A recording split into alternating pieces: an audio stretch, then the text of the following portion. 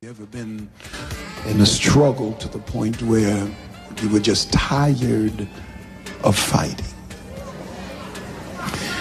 And what you wanted to do then was just to drift and drift and drift. I remember many times in my own life, I just felt like just drifting because I had done everything in my power, I thought.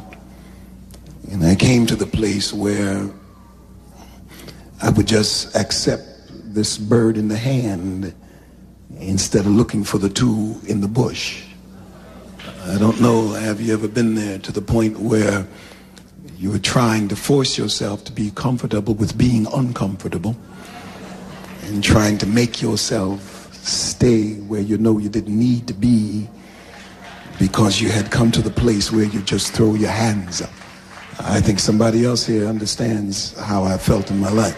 The attitude is, why should I keep trying? And what I have, what I do not have, why should I keep trying to expand my horizon?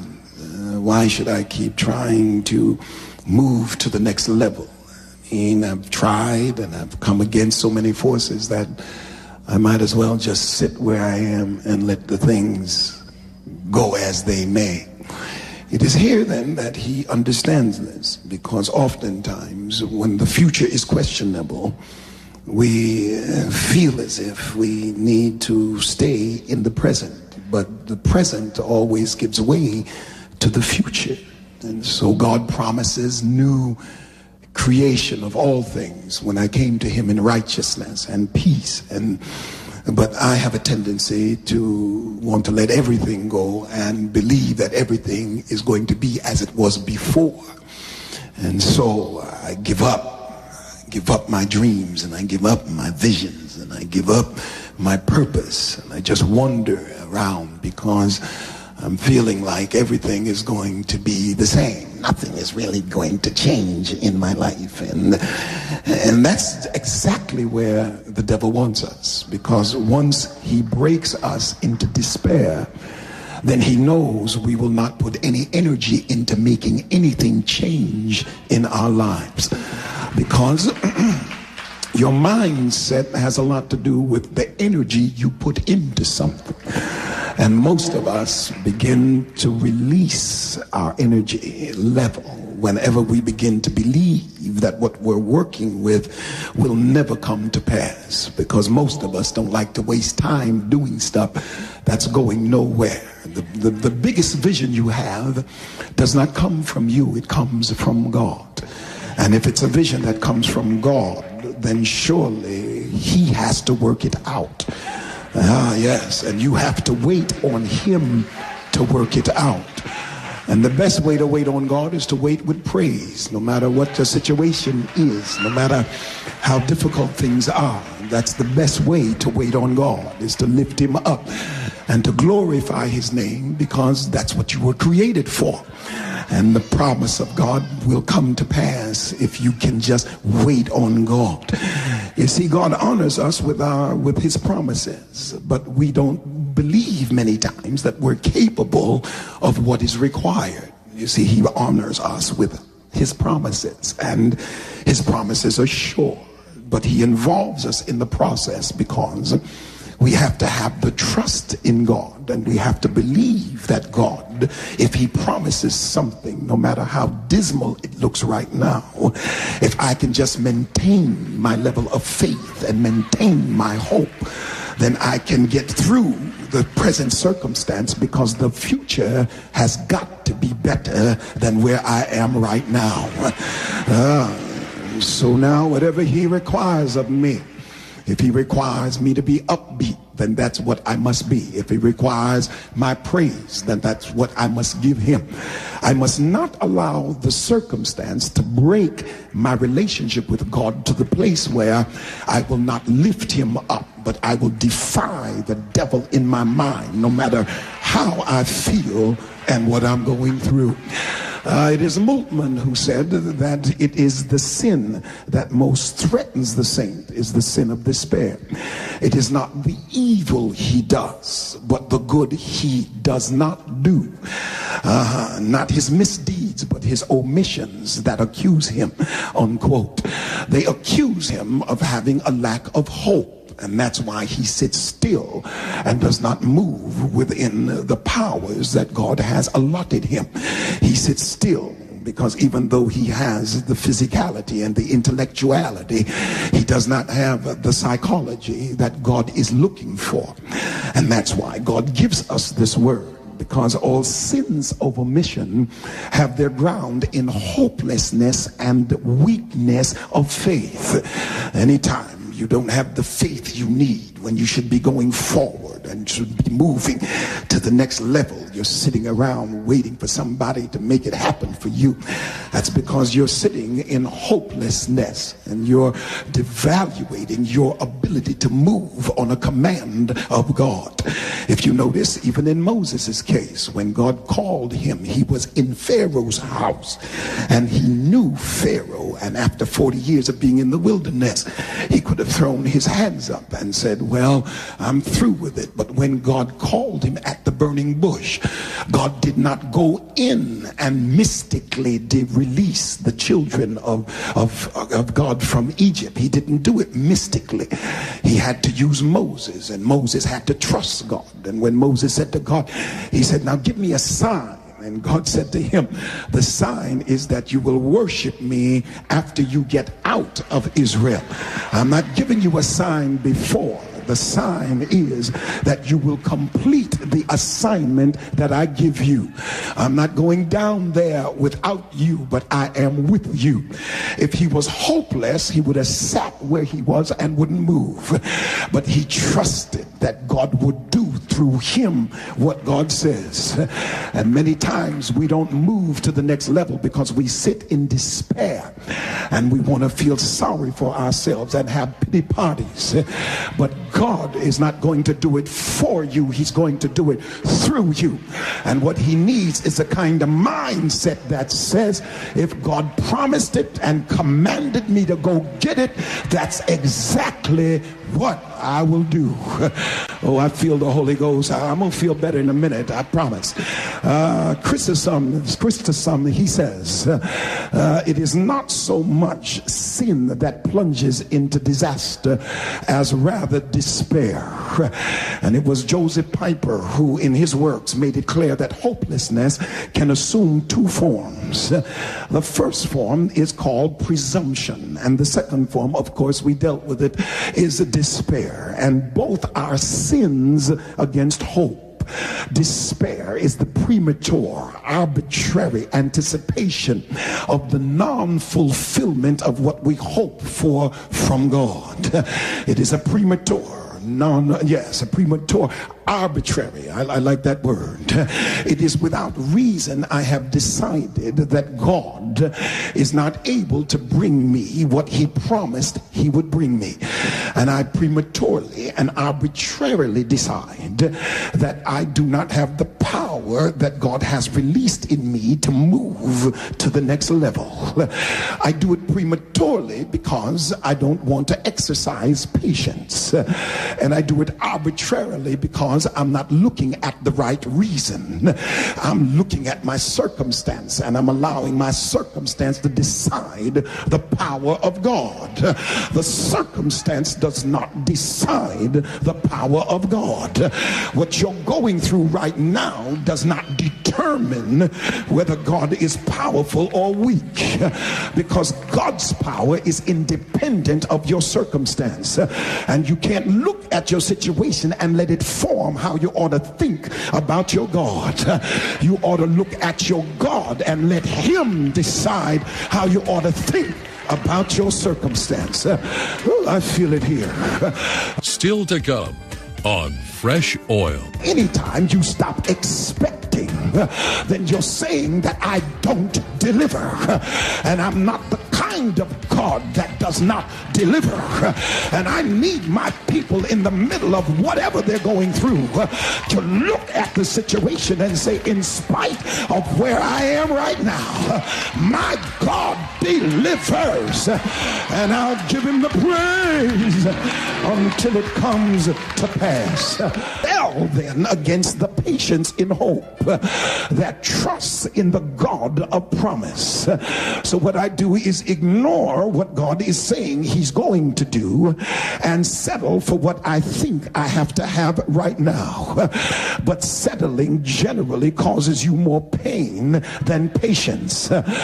We should understand this, because you get into something that God didn't want you to have in the first place. And in order to take you to where he wants you to go, he's got to get you out of what you shouldn't have been in the first place. Oh God. And one writer states, they demand impatiently either fulfillment now already hope, which is not hope really, or absolutely no hope.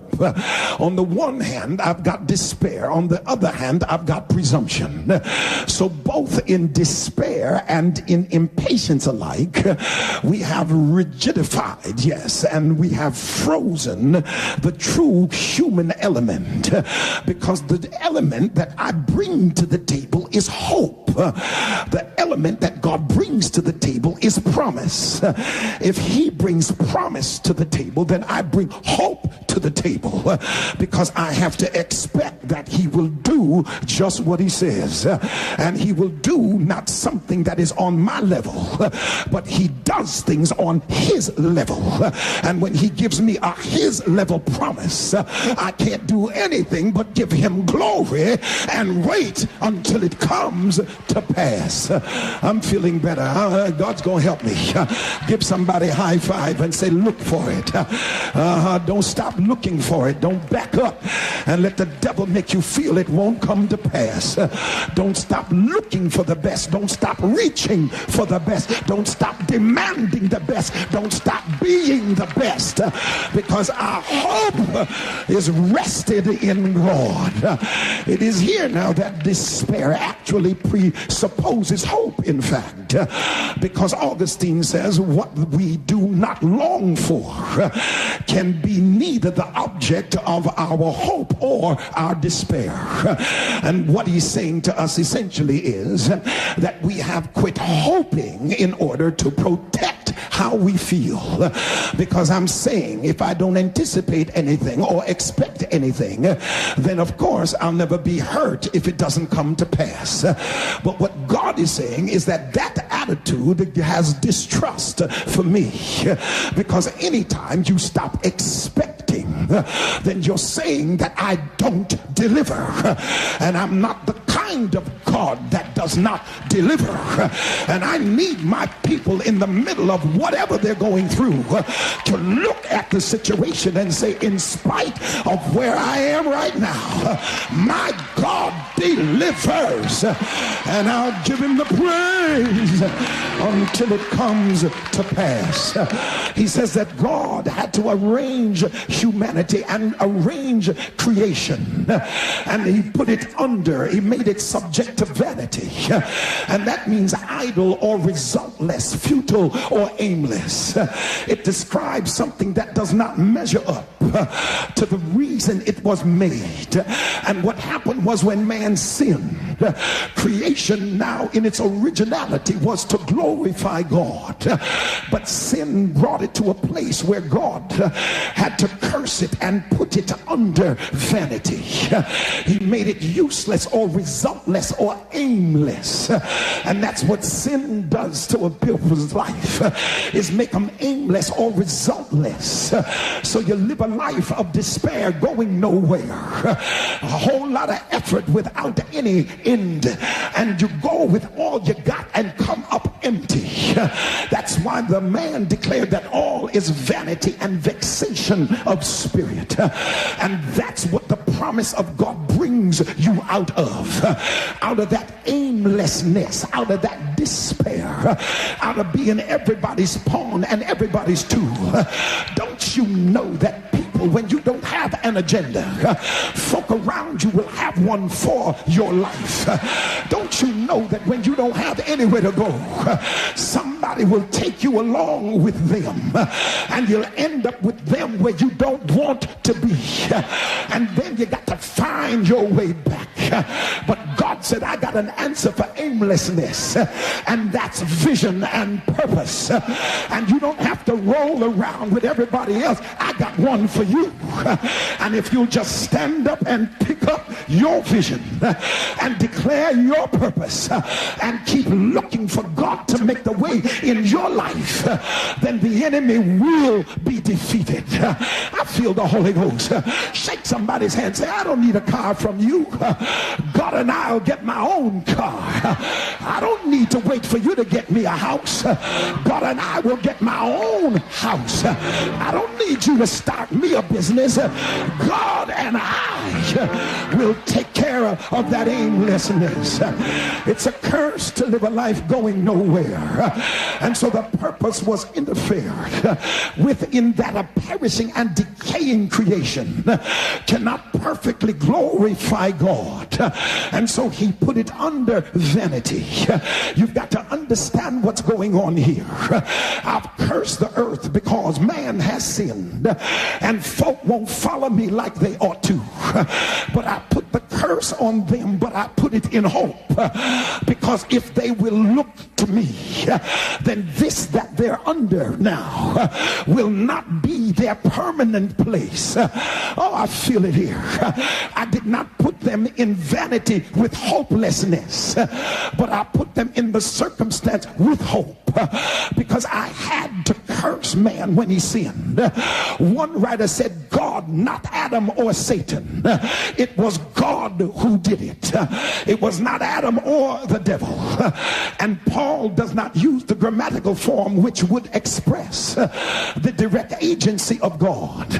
By him who hath subjected, but that which makes God's will the occasion rather than the worker, or on account of him. I really don't want to do this, but I have to do it. I really don't want to put you through this, but I have to put you through.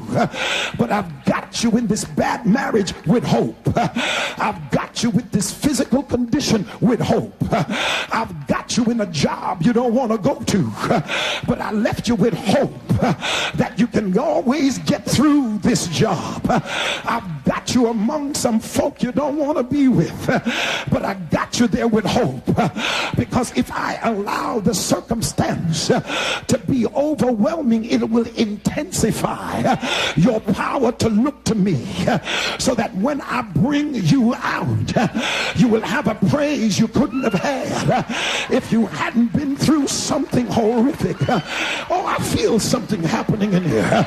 There's somebody in this house God is talking to that's been trying to get through what's in front of you, and God said, I'm going to bring you out, and all I need you to do is keep on looking for it. When you get up in the morning, look for it. Just another day the Lord hath made. I will rejoice and be glad therein. The devil is a liar.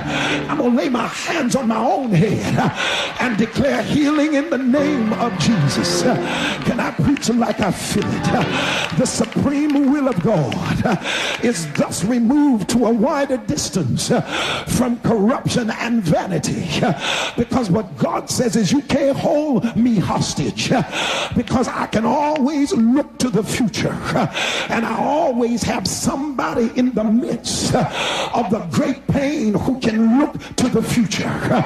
So Satan, even though you foiled my creation and caused me to have to curse it, I will put hope in the middle of the curse. Woo, what a mighty God of grace. No matter what I'm going through, he's got hope in the middle of it. I haven't changed your circumstance yet, but I got hope in the middle of your circumstance, which means even though it hasn't been changed yet, I still can get some praise out of you because it is not hopeless. Shake somebody's hand and say, I will live and I shall not die. I'm going through a rough time in here, but it's not hopeless. The enemy's fighting me on all sides, but it's not hopeless.